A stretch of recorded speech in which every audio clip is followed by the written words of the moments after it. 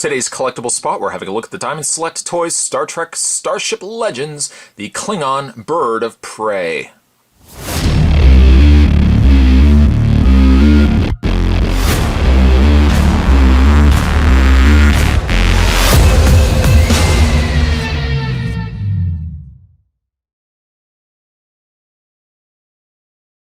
This electronic starship features all of the following phrases and sound effects. I can see you, Kirk. Can you see me? Cry havoc and let slip the dogs of war. I'm a constant as the Northern Star. Do you prefer it this way, don't you? Warrior to warrior, to be or not to be. Then special effects of cloaking device engaging, torpedoes firing, and disruptors firing. You'll probably notice of the phrases that are included, they're all taken from General Chang from Star Trek VI, The Undiscovered Country. I think it's still by far one of my favorite Klingon battles in the Star Trek movies. A lot of the majority of the ship is visible, which I like, because, I mean, really, if you were to keep this sealed, not to say that you would want to, because if you're buying this for a Starship display, you're really going to keep this. You're going to open this up, you're going to put it on display, and people are going to come in and say, hey, is that a bird of prey? And you're going to sit back and feel very proud of yourself. But I do like the fact that you have an open window, so at least you can see the majority of the ship without even having to open it up. Up at the top, there's the image of what the ship will look like. That image is also carried over to the top there as well, Klingon Bird of Prey Electronic Starship. And turn around to the back. It's a larger box, in fact. If you had seen my review of the NCC 1701 HD version of the Enterprise, it's about the same length, but certainly a lot higher than that box. The length of the Bird of Prey is 110 meters, or it varies. I guess there were different sizes of Bird of Prey. Decks are 5, or varies. Crew, 12 to 36, or also varies. Max speed, warp 9.8. The read-up says the most versatile ship in the Klingon fleet, the Bird of Prey, was in use for over a century, with various classes of the vessel serving as scouts, raiders, and patrol ships. Bird of Prey would often engage in skirmishes with Federation ships, most frequently the USS Enterprise. Although the Bird of Prey is armed with phasers, photon torpedoes, and disruptor cannons, its greatest weapon is the impenetrable cloaking device, which makes it invisible to scanners and even the naked eye, giving it an edge in any battle. The standard Bird of Prey cannot fire while cloaked, but an experimental model that had the capability was destroyed while under the command of the traitor General Chang. Another Bird of Prey was captured by the Federation after the death of Commander Krudge, and for a time was commanded by Starfleet Admiral James T. Kirk. Certainly be on the lookout of other Star Trek paraphernalia. We have the Science Tricorder, the classic communicator, the USS Enterprise NCC 1701E Klingon Disruptor, and if in case you are a fan of Minimates, there's also the Minimates USS Enterprise NCC 1701 with Captain Kirk. Spot's going to take himself a break. I'm going to get this very large and impressive ship out of box, and when we come back, we're going to get a better look at the Star Trek Starship Legends, the Klingon Bird of Prey. Don't go anywhere, guys. Stay tuned. With the Bird of Prey, and really all these Starship Legends, you get yourself a display base featuring the logo of the Klingon Empire. There's actually the neck piece spotted already pegged into place. The top, just in case Spot misses to tell you later, is swivel. It actually has a swivel to it, and you can bend it to some extent as well. But you get that. Very nice piece. Putting that to a side, because obviously the main draw of this review is the Bird of Prey. Absolutely gorgeous. This piece really has blown me away. The paint is phenomenal on it. It's a good size, too. I mean, really, when you factor in the wingspan of the Bird of Prey, it's a good-sized ship. All the details are there. Some Klingon language right there on the side. There's some detailing there. Some Klingon there also on the side of the wing. The majority of the ship is, I would say, almost like a dirty lime green, and some darker accents of darker green there, and some red trimming around the top and front of the ship. And also, if we flip around the ship, the really nice dark burgundy that's covering the undersides of the wings as well. You guys can see some of the, you know what, we'll bring the camera up there a bit. You can see the detailings on the neck of the bird of prey as well. There's the peg hole that the bird of prey can peg into the ship itself, or into the base. You're just going to peg it in just like so, and you can get the bird of prey on its display base. Now the beauty of this is not something that we've really discussed just yet, but you will notice one thing about the ship, probably by comparison to what you saw in the package end of the review. You probably remember seeing those wings further down, as if it was in battle mode.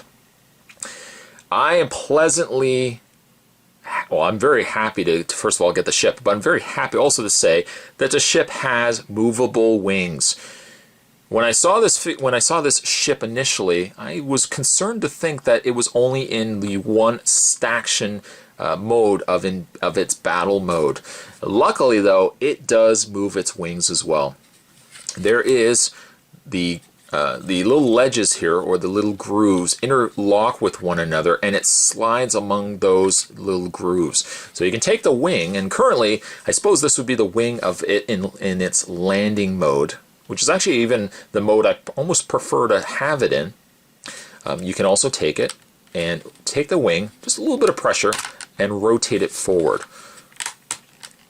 Take the other wing and rotate it forward. It's almost like it's on a little bit of a lock, so when you move it, you can hear it kind of locking, and you can feel it locking into place. And you've got the Klingon bird of prey more in flight mode. Again, taking the wing and just bending it down again, you've got the Klingon bird of prey now in attack mode, which is probably a mode that the Starfleet Academy does not want to see. This thing's coming at you in attack mode, you better run. But it's so gorgeous. It's such a beautiful piece. And you know, really one of my big problems with the Klingons in the sequel of Star Trek, the J.J. Abrams version, I really didn't like the Klingons. The Klingons were just so uninteresting to me. And even like their ships, now the majority of what their ships we saw was the land ships, but they weren't as impressive for me as the Bird of Prey was from the original movies and, you know, Next Generation episodes and whatnot. But this definitely looks very cool indeed. Now, unlike the Starship Enterprise that Spot's already reviewed, its try-me mode is at least visible. Like, you can switch it from try-me to play. But I mean, really, once you switched it over, you're not likely going to be changing it anyways. The battery compartment is right here. You just takes a Phillips screwdriver. It looks to be a Phillips screwdriver. And just take this plate off, and the batteries are inside. The switch, though, to activate all the lights and sounds are right at the bridge area of the ship. This button right here. So you're going to press this button, and you're going to get some lights. Now, depending on what the effect is, you get either lights on the front where the torpedo section is, the actual cannons will light up, and you'll see that a lot of the ship lights up here as well. So pressing the button, I can see you, Kirk. Can you see me? And there you can see all the lights around the main body of the ship, the lights here as well. It's Christopher Plummer, I believe, as General Chang. Again, I really enjoyed Star Trek 6. There was just something about Star Trek 6 that it felt different. When I was watching it, it felt different than the other Star Trek films. It actually, for some strange reason, felt like it was shot at night. It had more of a night feel to it than the other Star Trek episodes. I don't know if I'm just making stuff up, but really love that final battle scene. General Chang is just pummeling the Enterprise and mocking them the entire time. Press the button again, and you've got a nice bright red light up in the torpedo section. Pressing it again. Cry havoc, and let's slip the dogs aboard. And by the way, you can also see the back section where the thruster of the ship lights up. The section right here is where your speakers will be, where the sound will come out from the Bird of Prey. Revisiting the fact that the button here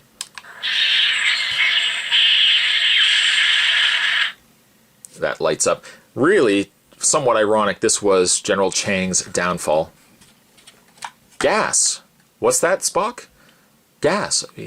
It's a ship, yes, but it still runs on impulse. It's still, I don't remember the actual line, but Awesome, just awesome. And again, pressing the button. I am constant as the northern star. I wish he'd shut up. I'm not saying that. That's what I think that Bones says that. And pressing again. Warrior to warrior. You do prefer it this way, don't you? And the best part, and I know Spot's gushing about Star Trek 6, but still the best part is where Bones has the torpedo fixed, he's loaded it, and he says locked and loaded, and Kirk just goes, fire! And then you could just see it following back and forth across the sky of the space. And then, somewhat ironic, the next line is of the bird of prey getting hit. Then there's the cloaking device. Spot's just kind of indicating here the cloaking device of it phasing in and out of space. But such a gorgeous piece. Again, the real draw for me is the fact that you can adjust the wings. Depending on how much space, I guess, you can accommodate. If you have less space, you can probably just drop the wings down and, you're taking up less space on the shell. But again, for me, and it might just be because of Voyage Home, I might, just get this adjusted, I might actually have the wings up. For me, that's just so iconic, them in the, was it Central Park? The ship is just there. Again, when you're finished, you can peg it onto its display base, and you've got yourself a gorgeous, gorgeous piece. I was really happy with the Starship Enterprise, and I gotta say, Diamond Select did a phenomenal job on the Bird of Prey. By far, the Bird of Prey is one of my favorite alien vessels from the Star Trek universe, and to get this in a light and sound version of the ship, I am extremely excited. If you are a Star Trek fan and you definitely want to pick these up, you can probably find these in a lot of comic book stores. In fact, my local comic book store has a Bird of Prey available as well. The beauty of it, too, is really when you go into your comic book stores and they don't have pieces like this, always ask the people that work there. A lot of times they can order you pieces like this. So don't give up hope if you go into your local stores and you don't see stuff like this. Again, ask the person that's there. They're probably more than happy to order these things in for you. In the meantime, today's collectible spot, we're having a look at the Star Trek Starship Legends, the Klingon Bird of Prey. And stay tuned, guys. The spot's going to have more collectible spots heading your way. And as always, I'll see you next time.